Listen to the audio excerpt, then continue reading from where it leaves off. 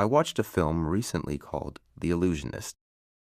It's a 2010 animated film directed by Sylvain Chomet, produced by Django Films, and originally based on an unproduced script written by the legendary French filmmaker Jacques Tati. The film itself is French in origin, though much of it unfolds in the cold rain and stone streets of Scotland. And honestly, it stayed with me longer than I expected. Not because of some grand twist or dramatic climax, but because it quietly understood something deeply human. Something that feels painfully relevant right now. At its core, The Illusionist is about artistry, about skill, about the slow decay of talent in a world that no longer values the hands that created it. And in this strange era of automation and AI, where human work increasingly feels replaceable, the film hit me harder than I thought it would, because beneath its silence and beauty, it asks a terrifying question. What happens to a person when the thing they dedicated their life to is no longer needed?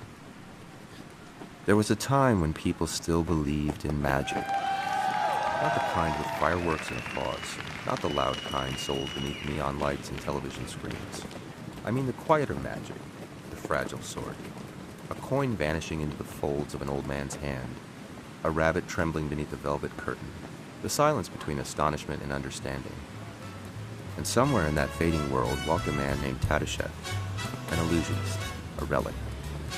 By the late 1950s, the world had already begun turning its back on men like him. Music halls were dying, variety acts were becoming fossils, rock bands and flashing modernity swallowed the old stages whole. The audience no longer wanted wonder, they wanted noise. So the illusionist wandered, from Paris to London, and eventually north, toward the cold edges of Scotland, carrying with him a suitcase full of tricks nobody cared about anymore. He moved through train stations and rainy streets like a ghost misplaced in time, performing for drunks, for empty rooms, for people too exhausted to look up, and yet he kept going. Because some men continue not out of hope, but habit. That's the wound at the center of The Illusionist. It isn't really a story about magic. It's about disappearance. About what happens when the world quietly decides it no longer has use for you, but forgets to tell you directly. The film itself feels almost accidental, like something excavated from a forgotten drawer. A script written decades earlier by Jacques Tati, the great French filmmaker who understood loneliness better than most people understand love. He had written it, they say, as a kind of apology to his estranged daughter, a confession hidden beneath fiction, a letter from a father who never learned how to remain close to the people he loved. And maybe that's why the movie aches the way it does, because every frame feels burdened by things left unsaid. The illusionist arrives on a remote Scottish island where he meets a young girl named Alice, innocent, poor, wide-eyed enough to believe his tricks are real. When he pulls scarves from thin air or makes coins appear in her hands, she believes in him completely, and that belief becomes dangerous, because to be seen as magical by another human being, especially when you know you are not, can destroy you slowly. She follows him to Edinburgh. The city rises around them in shadows and stone, ancient and wet beneath shifting skies. There's almost no dialogue in the film. People drift through rooms muttering fragments, half-heard conversations swallowed by rain and train engines. Most of the emotion lives in gestures, in pauses, in tired eyes. The illusionist begins spending what little money he has to secretly buy Alice gifts, shoes, dresses, small luxuries she mistakes for miracles. And every gift pushes him deeper into ruin. That's the cruelty of love sometimes. Not hatred, not betrayal, but the quiet instinct to keep giving long after you have nothing left. And meanwhile, the world continues moving on without him. Younger performers arrive, louder performers, modern performers. The old magician becomes invisible in his own profession.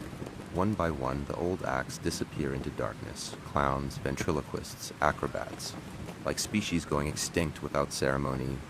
No revolution, no funeral, just empty seats. The director, Sylvain Chomet, understood this sadness intimately. He fought to keep the film nearly silent, resisting attempts to stuff it with dialogue and explanations.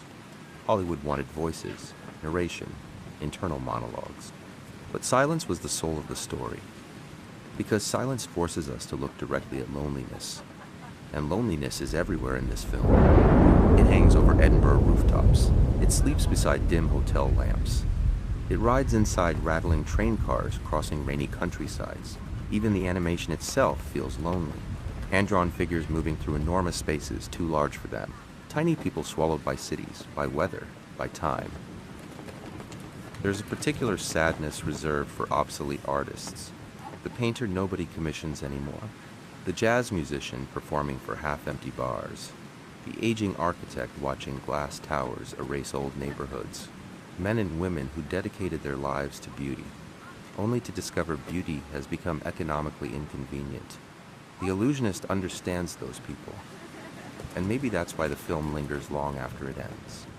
Because beneath its elegance is something terrifyingly human. The fear that one day the world will no longer need what you spent your entire life becoming. But there's another sadness underneath it all. The sadness of distance between generations. The Illusionist and Alice care for one another deeply, but they cannot truly understand each other. He belongs to a vanishing century. She belongs to the future. Eventually, she begins falling in love with someone her own age, someone real, someone who doesn't survive on illusion. And the magician realizes something devastating. Near the end of the film, the Illusionist leaves quietly, without confrontation, without melodrama, just absence. A note, a departure into anonymity, as if disappearing were the final trick he had left. Maybe that's what makes the Illusionist so haunting. It doesn't scream its grief. It barely even speaks. It simply watches an old world dissolve in slow motion, with dignity intact, like rain washing away chalk drawings on pavement. And when the film ends, you're left with this strange hollow feeling. Not devastation exactly, something softer, more difficult to name, like remembering someone you never actually knew. Or standing inside an abandoned theater after everyone else has gone home, staring at the stage, wondering where all the voices went. And somewhere out there, in the old blue silence beyond the spotlight, the Illusionist keeps walking, still carrying a suitcase, still searching for an audience willing to believe. Magic only works for a little while. Eventually every child grows up. Eventually every illusion fails. And eventually every performer must step off stage.